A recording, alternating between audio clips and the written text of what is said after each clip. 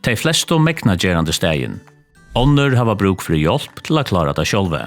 Öll hava tørv og en innihaldsrykun gerandisdagi og ta best møvelige løyve og ta mun til livsstøve. Ergoterapeutar arbeider vi bøtnon, ungon, vaksnon og eldre som hava ilt vi vera vi og gerandisvirksomhet.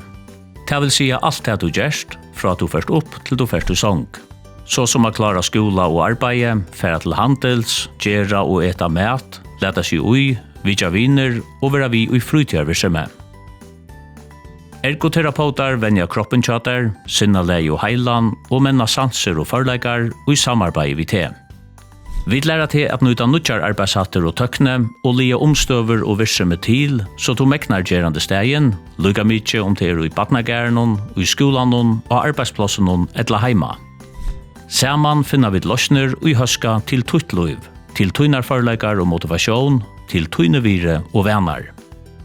Målet en gerandisdagur vi innihaldi og karmon, her tu kans vera vi og i akkurat tøyvirksomhet som to helder gjeve meining.